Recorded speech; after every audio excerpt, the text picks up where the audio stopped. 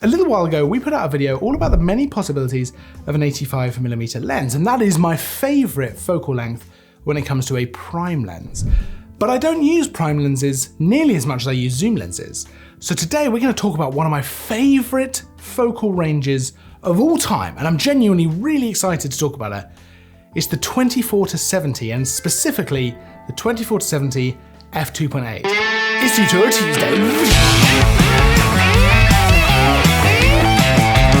Welcome back to Tutorial Tuesday, where each and every Tuesday we bring you a brand new, fresh photography tutorial. And this week we are talking about the 24-70 f2.8 lens. Now this was all sparked into creation by the fact that recently we reviewed the Samyang AF 24-70 f2.8 lens. That was a lovely, lovely lens for Sony E-mount camera, which happens to be what I tend to shoot on most of the time. I shoot on an A7 III, and when I can, I shoot A7R4 or A1 or whatever I can get my hands on, but I shoot Sony a lot of the time, so that was a great lens to really test out. It really kind of reminded me how much I love a 24-70 f2.8 lens. There's so much you can do with it. I'm shooting on one right now.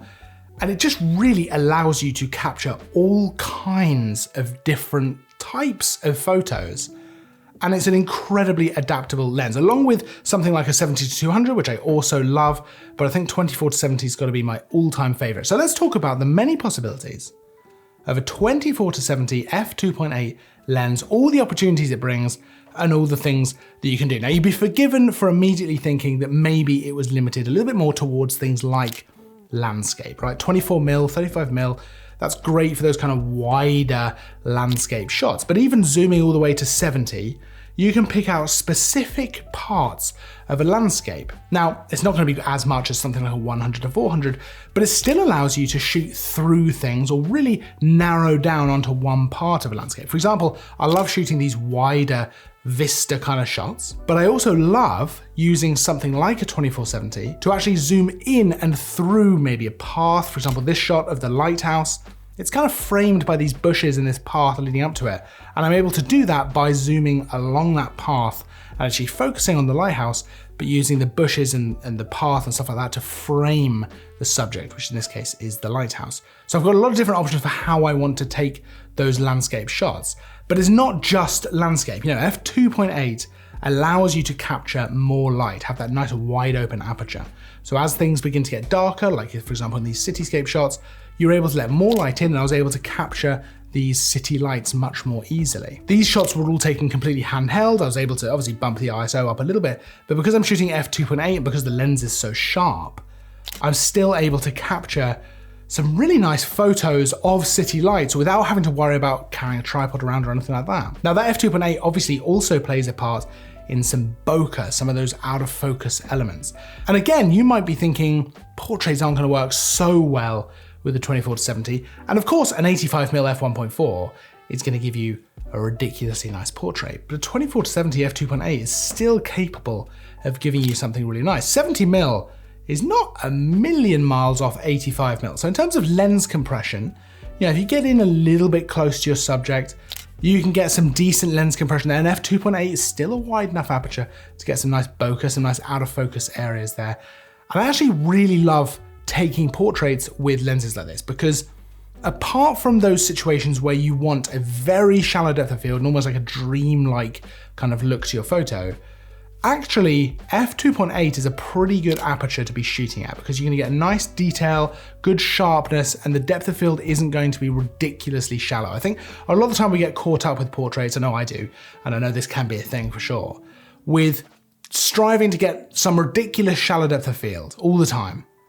And that does look amazing a lot of the time, but it's not always the best option for a portrait. And actually, maybe shooting f2.8, f4, f5.6, can actually give you some different looking portraits, and I really, really like it. And 70mm, like I say, is still pretty tight. You might even want to zoom to 50mm, you know, 35mm. I mean, for example, a 24 or 35mm focal length which of course you can do with this lens, is great for those more environmental portraits. So stuff like this, where you might want to include more of the environment around your subject for a bit more context. And of course, in these photos, I've stopped down, I think, to about f11. And that just allows me to capture more of what's around my subject rather than just going for that super shallow depth of field. Okay, so great for landscape, great for portrait. You know, they also work very well for things like street photography, where you might want to go for a wider scene, 24, 35mm, but you might want to punch in 50, 70mm to try and actually pick out one element of a street scene, one person in a street scene. So I love doing that as well. But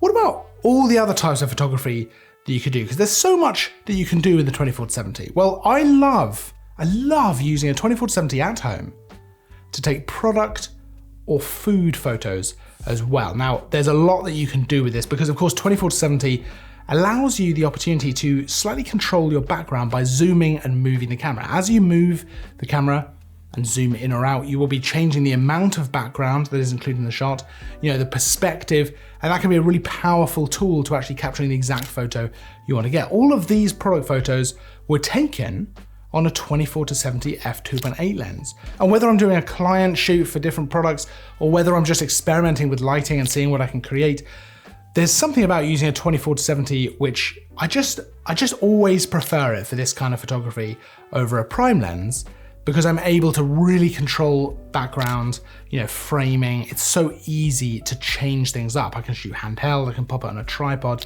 There's a lot that I can do with the 24-70, and exactly the same thing goes for food photography.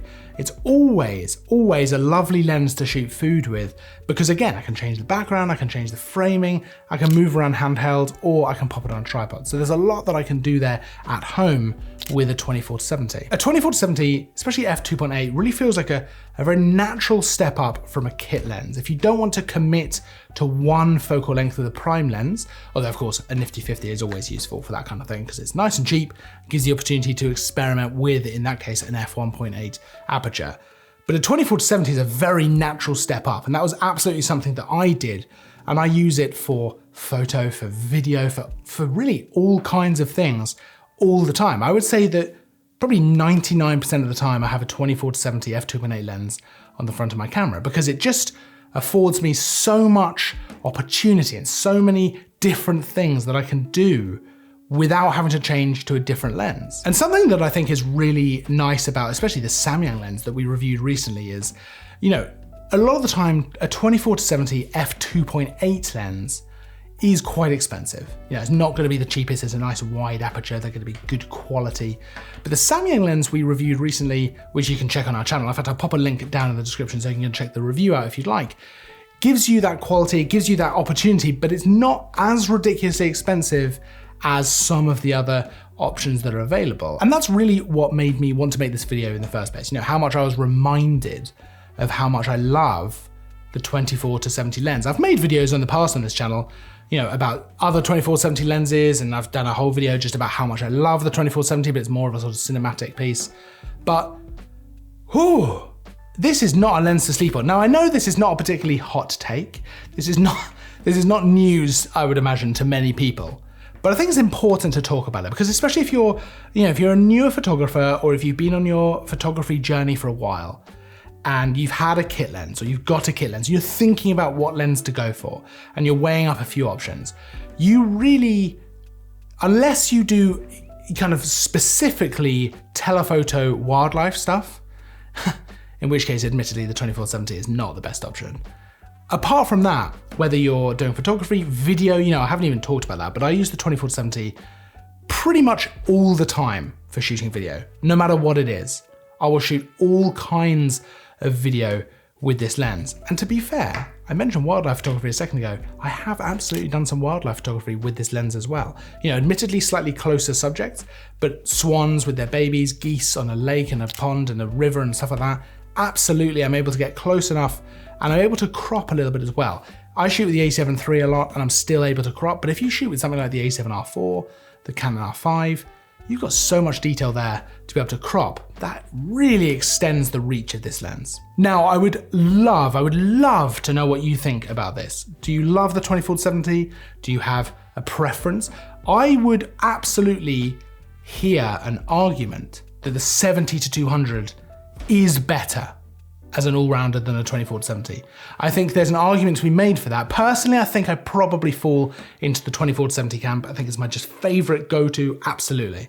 Because for example, right now I'm shooting on the 24-70, and I think in this environment I would struggle to shoot this on the 70-200. But, let's be fair, the 70-200 is also so good, and we'll absolutely do a video all about that as well. But I'd love to hear your opinion. Do you love the 24-70? Do you have any strong opinions about other lenses? Let me know everything down in the comments because I'd love to hear all about it. Of course, you can check out a bunch of different 24-70s down in the description of this video, including the Samyang that I've been talking about as well. Don't forget to like and subscribe if you enjoyed the video because we've got new content all the time, including new tutorials every week.